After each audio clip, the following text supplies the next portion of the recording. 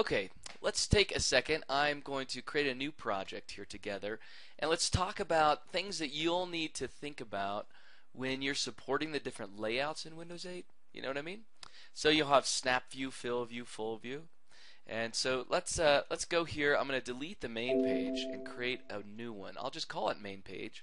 I'll say add new item, and I'll pick between blank and basic. Blank really is the bare scaffolding you need to build a XAML page, and then it's really expecting you to build it up from scratch. Sometimes that's the right choice. Often it is, actually. But I do like basic page. I don't often like the templates that come with Visual Studio.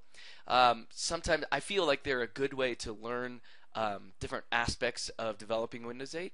But at the same time, sometimes I feel like they take you down a path that may not be ideal. The basic page, on the other hand, is really great. One of the best parts about it is that it implements a new base. It implements layout aware page, which of course inherits from page. But let me go ahead and add it. What, actually, are you? You know, I made the mistake of not naming it. So let me just say add new page. I'll say basic and call it main page. And I'm just doing that so it'll just replace the one I deleted. It's going to ask me here if I want to add the associated pages or the associated files, especially that new base, which is called layout aware page. And what's nice about layout aware page is it also implements all of the orientation change logic that you would have to wire up yourself and all that plumbing that you would do anyway. So you can either take that and learn from it and make your own, or just take it and use it. And so if you were going to take and use it, let me show you right now how you would do it. Alright, so I get these little underlines when I create it only because it hasn't been built yet. So I'll go ahead and tell it to build, and then I'll show you these pages that I added. Right here, it added them into common for me. It added quite a few of them, a couple converters, but the one that matters to me the most is, where'd it go? Right here, layout aware page. And if you go into layout aware page, you'll be able to kind of spelunk through it a little bit and see what it's implementing and be able to take advantage of like save and load state. Those are all valuable, but probably the most important thing that it does, at least from my perspective, is the implementation of the view states when orientation changes. So if I were to go into my main page, here we go, back to main page, I'll tell it to build, and then I'll scroll down and I'll show you something that it adds to main page here, and there we are. And then so you can see it's in the designer there. One of the things that main page gives you is that initial layout and the correct margins, right? And so it gives you the back button, which vanishes if there's nowhere to go back. Disables, you know, if you can't go back for whatever reason. Also the titles and all the spacing. That's really nice to get it all right from the beginning. Can you do that yourself? Of course you can. Of course you can. All right. So let's see. I'm going to go only to XAML so I can show you that it adds the Visual State Manager section that kind of shows where everything is. And so let me go in, and I'm going to create a new grid, and I'm going to make that grid. I'm going to make it grid.row. Remember, it's laid out. It's laid out with a grid, 2 rows, and so I'll make that the first one. And I'll make its background is going to be blue, and I'll give it a name of red. There we are. And why would I give it a name of red when I gave it a background of blue? I'll give it a name of full landscape. All right, and I'll show you what we're doing here in just a second. Here's another one. I'll give it of red. That's what I meant to do. And this is going to be called Snap View. I'll give another one here, and I'll give it of green, and we'll call that Fill View. And one more, because we have 4 possible orientations, right? We have the full screen when it's landscape. We have the snap view on the side or the other side. Then we have the fill view, which is it's contrary to snap view. And then, of course, we have portrait, right? So I'll call this portrait, P-O-R-T-R-A-I-T. There we are, portrait. Let's just call it view. And let's just call this full view. There, full view, snap view, fill view, and portrait view. Absolutely perfect. And we'll make this yellow. All right, now let's see. Let's see, where'd they go? Here they are. So they're all laid out and ready to go for me. And I'll go down here and show you now this visual state group. And so I have different groups, and each of these will be set for you automatically. You don't have to think about it. All you have to do is implement the different visual states, and what goes inside a visual state? A storyboard does. What is the storyboard accomplishing? It's hiding and showing the different things to make the view state look correct. Why is it a storyboard? Well, the reason is because it wants to give you, the developer, the opportunity to make your UI super duper so that you can create a transition from one view to another. So as you're moving things, you can rotate them, you can shrink them, right? Rather than just snap them on and snap them off. That's what double animations and color animations, all these different animations are for. And then if you do want to just snap them off, that's why we have keyframe animation, right? Yes, that is correct. All right.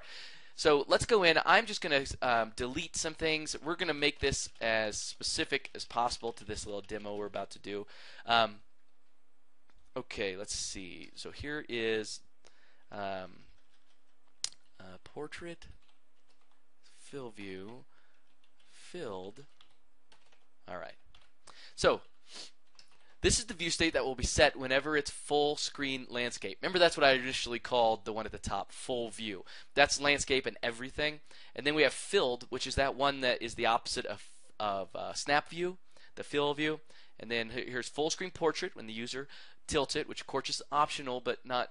But you need to think about that if you're going to make it optional, you know why. And then, of course, the snap view goes here. The ones that are already set there, remember you get some stuff that's free with the basic page, and it's at the top, the little back arrow and the title. That's all that's manipulating for you, making them a little smaller so in the snap view it looks nice. So I'm going to go into, and copy this storyboard into full screen landscape, and I'm going to add to it. I copied it right here from Portrait. Right? Oh, did I copy it from Portrait? Oh, which is totally fine, right? And then I'm going to go in and I'm going to say, I don't want to change the back button. What I really want to do is I want to go and say full view. I want to change the visibility.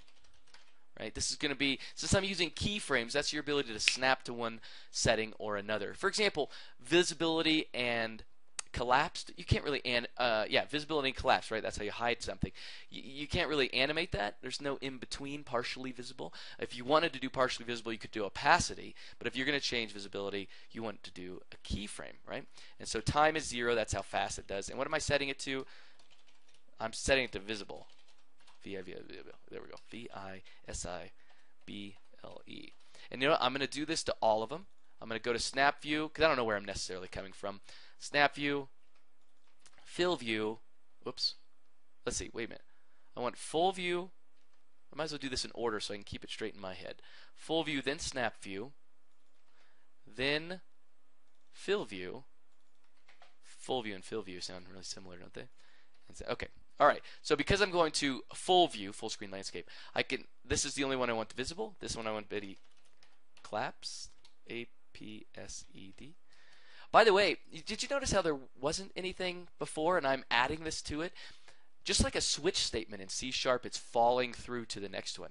So it's up to you how you actually implement it. I want to do it explicitly so that you can see how to do it. That's all. All right, so here we go. I'm going to go up to full screen portrait, and I'm going to do the exact same thing, except for I'm going to change it so that portrait now is visible, and everything else is collapsed, right? Oh no, this is filled. Boy almighty, am I paying attention? And then there we go. Right, so this is up to you. Every different orientation may be slightly different for you. You hide, show different things.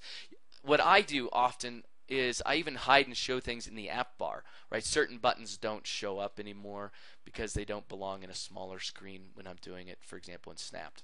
And then here's full screen portrait. I was reading below it, wasn't I? All right, so right here, I'll just replace this one. And then, so I'm just going to swap out so that portrait now is visible. See that? So it collapses them all for me. And then here's snapped. What am I going to do in snapped? I am actually going to just append to, I'm going to append this set right here to the keyframes that are already being executed. These are the new ones I just added, right? Just copying these 4 things over and over to hide, show, hide, show, hide, show. And so now I can say what I want to be is the snap view is visible and everything else. So I have those 4 grids that I created. They'll take up the whole space. They're just a single color. You would put your own UI inside of them. All I'm doing is going into the storyboards that are associated to the different visual states and hiding and showing them based on how I want, right? The reason there's only so much implemented is because they don't know how you're going to want it. Right? That's right, they're not. All right, so here are those 4 grids. Now the only thing left is to default their visibility. Visibility is collapsed, and I guess full view I can default that to visible. So all the others are going to be collapsed. Make sense? All right, let me swap this over to the simulator and run it so you can see what we're going to do here. All right, so I'm going to go back to the code so we can see that the full view is blue. And now I'm going to snap it and it'll turn red, right? That's going to be window period. Snap. See how it turned red? All it did was hide the others and show that. Now I'm going to make it fill view. So in order to do that, I need to load something. I'll have weather, and I'll just bring this over like so. Turned green. So we'll go back to the code. Fill view is green. And now if we rotate this to be portrait, like so, I just rotated it to be portrait. Turned yellow. If I go back to the code, I can see the portrait is yellow.